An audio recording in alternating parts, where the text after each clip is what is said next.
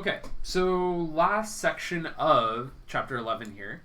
We're going to be dealing with the most famous equation in physics, I would think, mass energy equivalence. So I'm sure you guys have all seen this formula before.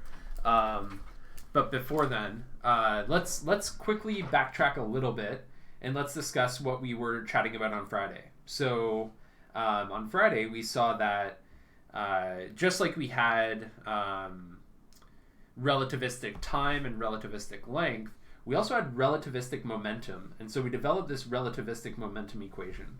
Now, if you kind of look at this part of the formula here, the m and then over the Lorentz factor here, the square root bit here, what we notice is that we can also really think of mass as a relativistic quantity as well, right?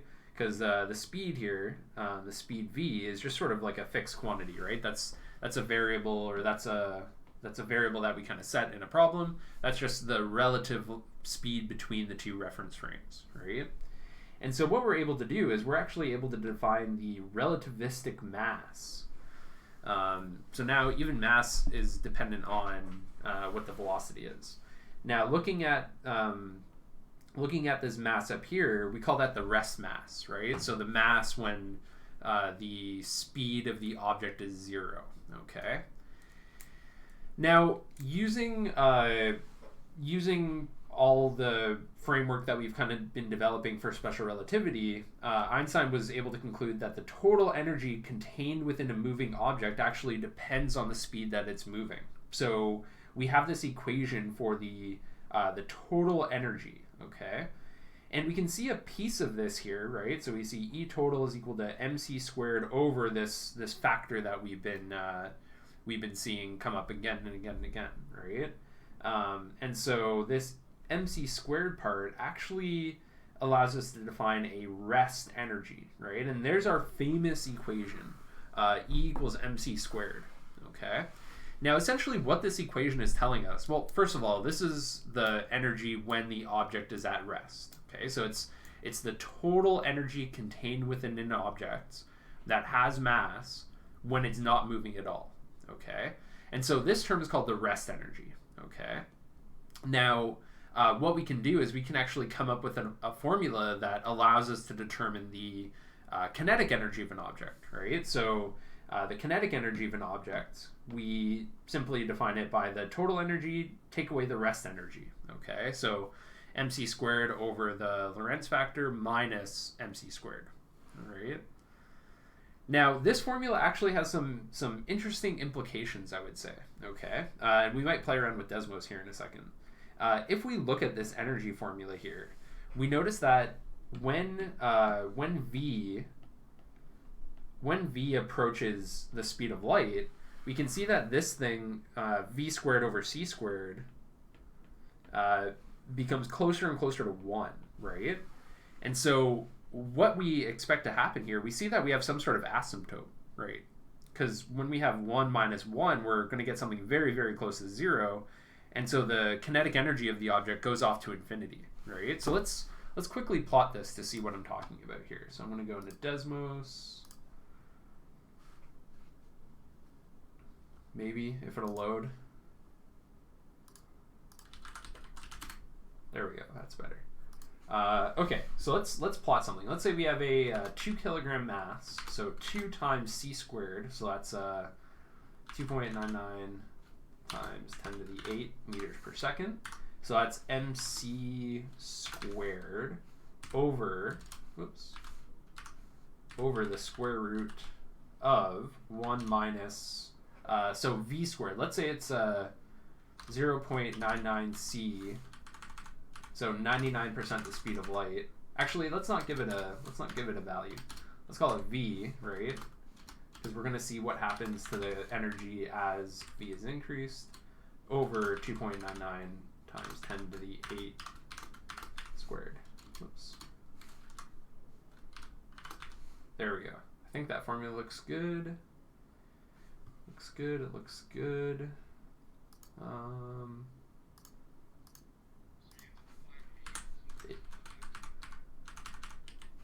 we're going to call this E. Yeah, E, there we go. So so the x-axis we'll have to expand it quite a bit here. So speed, we're going to go up to, let's make it 3.5 times 10 to the power of 8. And then the y-axis, say 0 to, man, the energy is going to be very high. 5 times 10 to the power of 10.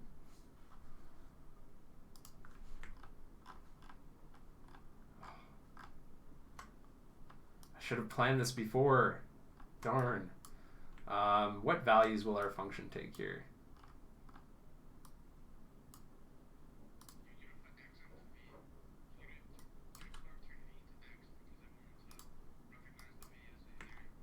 Yeah, but even then, Costa, it's let's try that. See, still not. 1 second. Let me zoom in a little bit here. There we go. Okay, let's try zooming out here.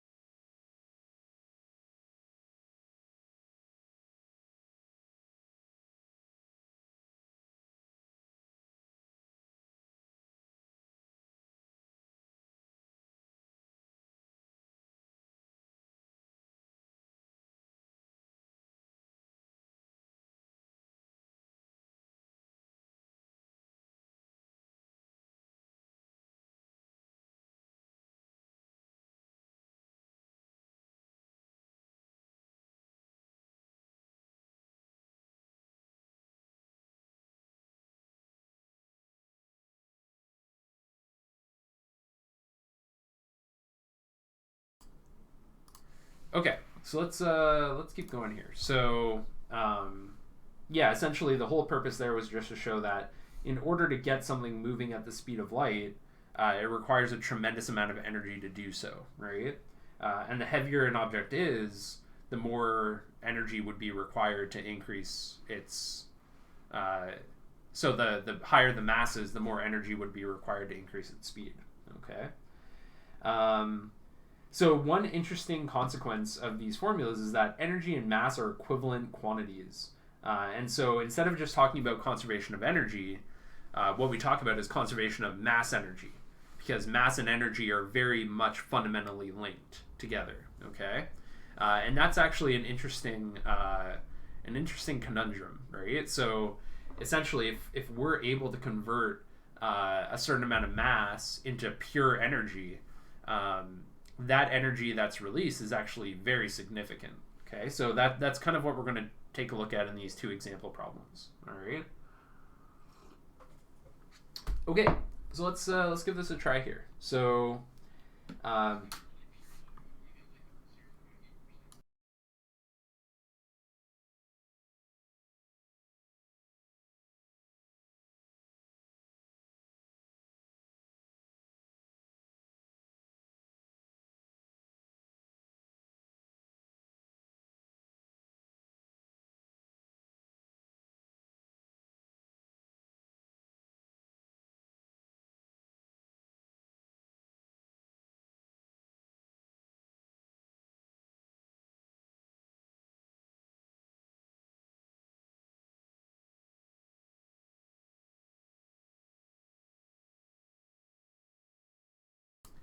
okay, so the average home in Canada uses 3.6 times 10 to the 10 joules of energy per day.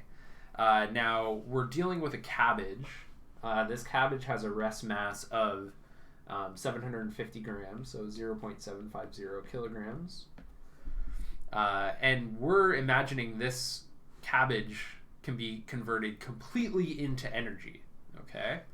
And again, we can see here, actually going to what you said, Costa, in a nuclear reaction, only a fraction of the mass is actually converted into a usable form of energy. So we're not going to get all of this energy, but this is sort of the upper limit for how much energy can be released, right?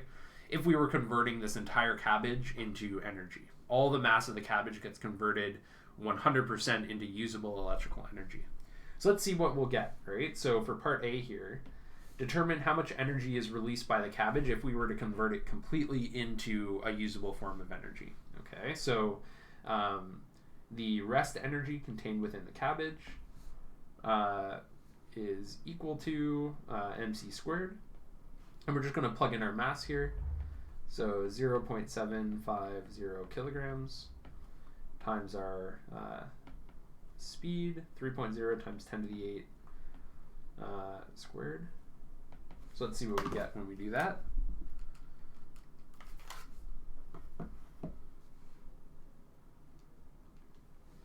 We get a value of 6.74066381 times 10 to the 16 joules. So an extremely large amount of energy, right? So that's approximately 6.7 times 10 to the 16 joules. Very large amount of energy, okay? Now, let's figure out the number of days that this cabbage could supply energy for a home in Canada. So we know that the average energy that each home would use for one day is 3.6 times 10 to the power of 10 joules.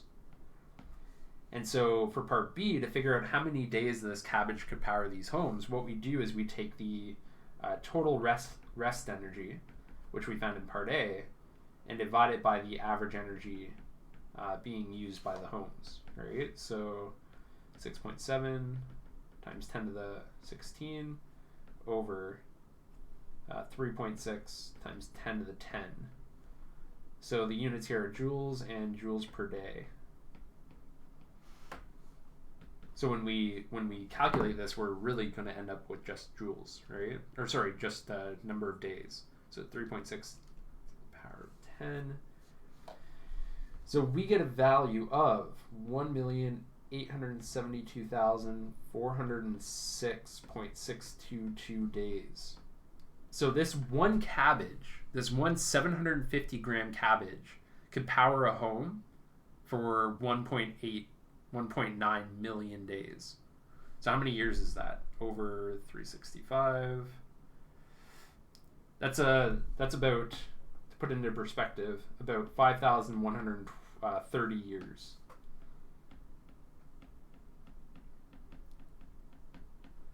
So essentially the main takeaway there is that energy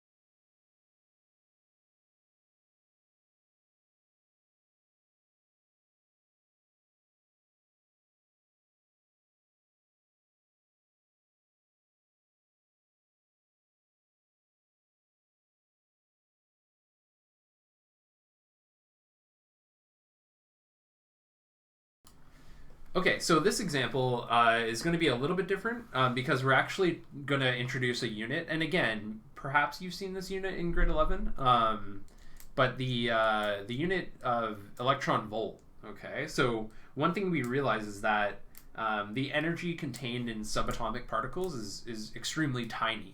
And so we like to have a more usable unit, and that usable unit is the electron volt. Okay, so we often convert to electron volts to do a lot of these calculations. Okay, so quick little explanation here. So for subatomic particles that have extremely small masses, the standard SI units of kilograms and joules, they're just not convenient, right? We end up getting here we can see that the amount, or 1 electron volt, we're stating is 1.6 times 10 to the negative 19 joules. So a really tiny amount of energy, usually not the best to work with. So we use the electron volt instead. Okay, so an electron volt is just defined as the work done on an electron in 1 volt of electric potential. We know from chapter, what was it? Last chapter, the electricity chapter. Work is equal to QV. Right, so the charge of an electron is 1.60 times 10 to the negative 19 coulombs. And we're saying here it's the amount of work done by 1 volt of potential difference here. So we note that we have 1.60 times 10 to the negative 19 coulomb volt, which is a joule. So that's where the definition of electron volt comes from. Okay, so on a test or whatnot, that conversion factor would be given to you. So you don't have to worry about remembering it. Somewhere on the formula sheet it will say 1 electron volt is equal to 1.60 times 10 to the negative 19 joules. So don't worry about remembering it. Mass, energy, equivalence allows us to express the mass of a subatomic particle in electron volts. Okay, so an electron has a speed of 0.900 times the speed of light in a laboratory, and the rest mass of an electron is 9.11 times 10 to the negative 31 kilograms. With respect to the laboratory's frame of reference, calculate the electron's rest energy, total energy, and kinetic energy in electron volts. Okay, so we have 3 things to calculate here. First one, let's calculate the rest energy.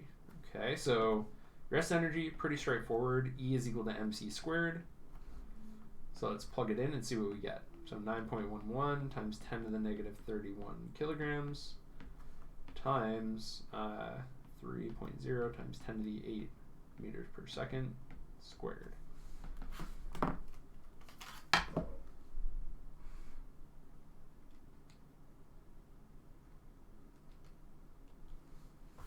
So I get a value of 8.18710.414 times 10 to the negative 14 joules. Okay. But again, joules is kind of inconvenient for me, right? What I want to do is be able to convert this into electron volts. So the conversion that I'm going to apply here is 1 electron volt per 1.60 times 10 to the negative 19 joules. And what that will result in is the joules will cancel out, and I'm just going to be left with electron volts, which is what I want. Okay, so we're going to take the value that we just found, divide it by the definition of an electron volt, and we get a value of 511,694.0087 electron volts. Okay, so 5.1, how many sig figs do we want? 3 sig figs? 3 sig figs. 5.12 times 10 to the 5 electron volts. Okay. One thing you often see is something like this would be 512 kilo electron volts, and you also often deal with mega electron volts as well. Okay. Okay, so there's our rest energy. Now let's calculate the electron's total energy. Okay, so B, again, let's scroll back up. Our total energy equation is, excuse me. The total energy here is given by mc squared over that Lorentz factor. I think I have a comma there that shouldn't be there. So mc squared over square root of 1 minus v squared over c squared gives us our total energy. So E total is given by the rest energy divided by square root 1 minus v squared over c squared. And so we can calculate this. So, well, our numerator is actually pretty straightforward, right? Because our numerator, we actually just calculated it in the previous problem. So we don't have to do much work there, right? That one's already done for us. And actually, what we can do, because notice in the denominator here, the units, there are kind of no units, right? Because v squared over c squared, the units just cancel each other out. And so if we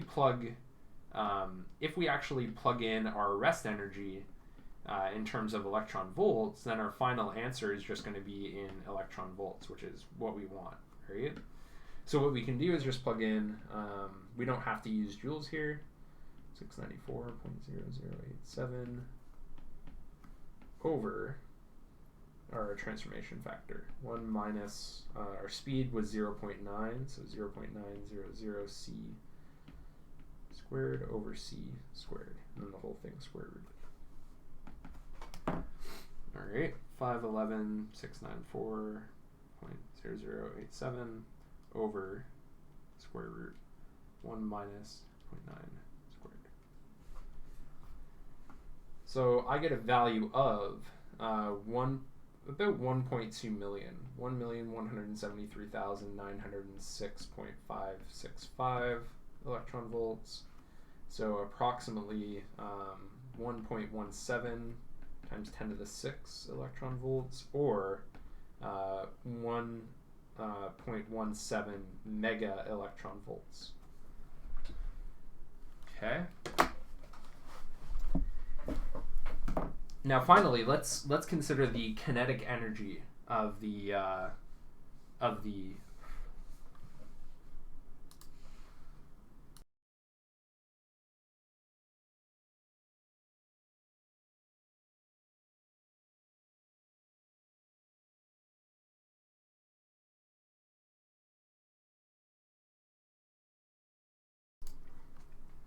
Okay, so let's calculate, last but not least, let's calculate the kinetic energy. So EK is equal to E total minus the rest mass here. Okay, and so let's plug in and see what we get. So E total we just found, right? That's 1,173,906 electron volts. Subtract away the rest energy that we found, so 511,694. And so when we plug those in, we get, let's see what we get.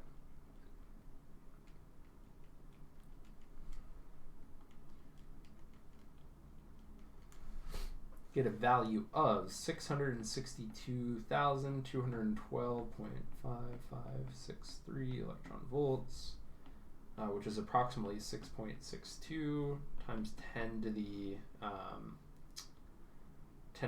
5 electron volts, which is 662 kilo electron volts.